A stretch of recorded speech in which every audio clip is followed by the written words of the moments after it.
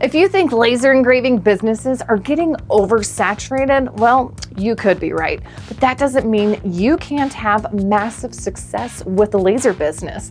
I've been selling laser cut jewelry since 2014 full-time, and if I can do it, you can do it no matter what you sell, trust me. Don't get discouraged. All you need is a little tip or two to set yourself apart from your competition. I've got a few ideas for you that will make your rivals wish they thought of it first. So let's get those lasers fired up. This video is sponsored by Kittle. More on them in just a moment. Finishing techniques. If you've been on my channel before, you know how passionate I am about finishing. I mean, completely finishing your laser projects. It's more than just gluing it all together. It's sanding off the blowback marks. Maybe it's painting it either before or after it's even lasered. I don't care. I have plenty of techniques for you to view here on my channel, and I want to tell you all about my favorites. First off, simple staining. I live in a pretty cold climate here in Colorado, so I have to do a lot of my work inside. Using smelly varnishes are not always a possibility, so I always turn to water-based. These are my two favorite stains. Let me laser out some signs and show you what I mean. I have seen people try to sell something like this straight out of the laser all the freaking time. Some designs might be able to get away with it, maybe it depends on your material, but very, very few in my opinion. It feels like it's just not done. You don't want to sell ingredients to your customers, you want to sell them a hot meal, if you know what I'm saying. Now let me show you some magic that will only take a few minutes. This varnish is pretty much just a dark, watered down acrylic paint. I'm sure there's more to it than that, but it seems about that consistency. One layer on with a brush, and now we just let it dry. While that is drying, let's use this water-based stain and poly mix. It's not meant to be breathed in like most things, but it's not nearly as bad as other stains. Make sure you have air blowing out and aren't hanging around the drying area. A garage or a spare room is great for this. I like to put it next to a fan to speed up the process. And voila! This 2-in-1 is done, and it just needs a little finishing touch, which for me, that's weathering it up a bit. And then the other one will have to wait for a sunny day so I could put a spray coat on it. Or I could leave it like it is. It's far more finished looking than it was. Adding color. Apart from staining, adding any amount of color to a design changes it drastically. Here is a piece I had painted for another project. Compare these magnet charms. I like them both, but this bare wood one should get some varnish or something on it at least. I'm sure some of you aren't into these colors or maybe the design, but I hope I'm at least getting the point across. It's actually easier than you think to add color after you've lasered something out. Take this gingerbread sign as an example. I got this design off of Creative Fabrica, if you were wondering. I'm going to pre-paint this one for the white background and then cut out the rest of the bits just all natural.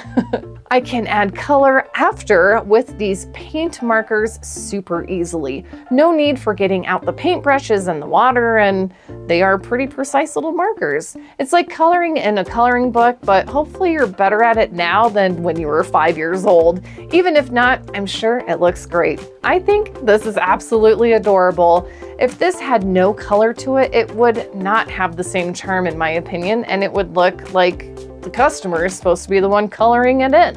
But making designs you find on the internet can be risky, especially if it's popular. You risk having the same things for sale as everyone else, which brings us to the next point on how to stand out.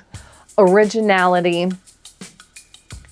If you are just engraving a thing on a thing, you need it to be irresistibly unique. Sourcing your designs from SVG makers is, of course, fine, and it's a great place to start, but I recommend adding your own flair to it.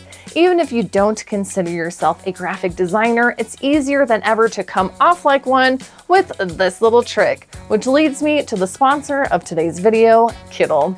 Kittle is my go-to source for designs people crave that you can't find anywhere else. Let me show you what I'm talking about. Let's say you want to make a set of coasters and need to make your own unique images to engrave onto them. I like the look of this old style line drawing. Bonus points because it's a cat. If you know me at all, you know I love cats. However, I don't quite want this design, so let's use some AI magic. With the smartboard function, I don't have to be that great at prompting to imitate this available art. And here it is. I love it. Let's do it again with another super smart board. And before you know it, there are 4 cute kitties for this coaster set. You can easily go back in and fiddle with all the prompts. Now, what I love is we can save all of these as an SVG to laser engrave. You can also level up your photo editing game with some awesome mock-ups, or you can design a new smartboard prompt for a laser engraved coaster on a cafe table. This one even captured the look of plywood on the sides of the coaster, which I think is pretty freaking cool. And if you're wondering how my coasters turned out, here they are after I used some finishing techniques like we've already talked about. And if AI isn't really your thing, the text editing is off the charts and unlike any other web-based app. You can fit things into the exact shape you want and impress the heck out of your customers with your unique designs made possible with Kittl. Of course, if you'd like to try it out and see all the other amazing features I haven't even touched on yet, use code LaserLadyYT for 25% off the first month of all Kittl plans for new users. I've got a link down below too. I highly encourage you all to try it out. You will get hooked just like I did, I promise you. Now, laser engraving is some pretty two-dimensional business, but it doesn't have to be. Go 3D. Now I see plenty of 3D SVG designs for sale online, but I never see the finished products when I'm doing craft shows at other laser booths, which is wild. This is such an underutilized skill to have. If you watch Valley Forged, highly recommend. Love this guy. Eric over there has a purse design that is flipping amazing and sells very well for him. Something like this could be your next bestseller. It will stop people in their tracks at a craft show, guaranteed. Even little things like a box or this cuff bracelet could transform your 2D laser goods to a whole new dimension. It doesn't have to be a complicated multi-tier super design either. I took some of these cat vomit mini floor signs to a cat convention and I literally sold out in the first 30 minutes. They aren't very complicated and they are still mostly flat, but people loved them. I will be sure to bring much more next time. I understand if 3D laser cut projects are a little bit more involved for a product than you might like to make, which is why you'll love the next one. Material. Now, some of us like to keep it simple. Maybe your business doesn't really revolve around heavily complex designs made with a bunch of little tiny parts. Then what you need to stand out is simply just fancy pants materials. Instead of using MDF or plywood, use pre-finished exotic wood boards. Instead of tanned leather, use Italian color finishes, ooh la la.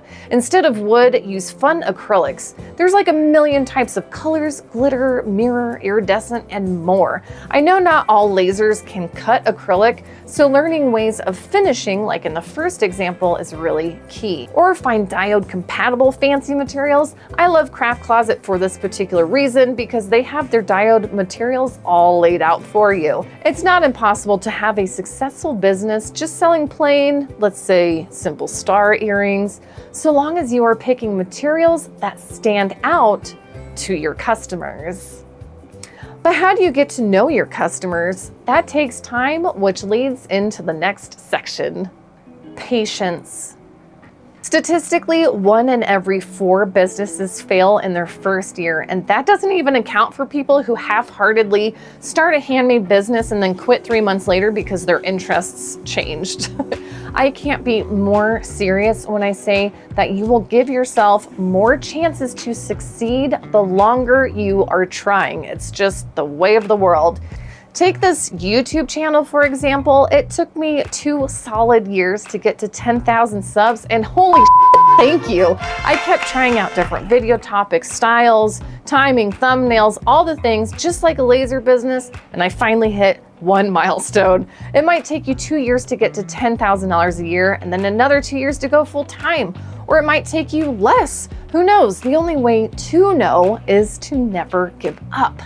But truth be told, there is no easy business despite what YouTube has to tell you. And it's true, I've found much success in the last 11 years with my laser business, but it sure hasn't been easy. Though it has gotten easier to stop thinking I should just give up and try out something new instead. So please, please do not give up. The difference between you making $0 to $10,000 might be as simple as changing the product designs you are making or selling at a different market. If you're ready to see what it takes to scale to the next milestone, then check out this video next. And thanks again to Kittle for sponsoring this video. Use my code LaserLadyYT for 25% off the first month of all Kittle plans for new users. Thank you so much for watching and happy crafting!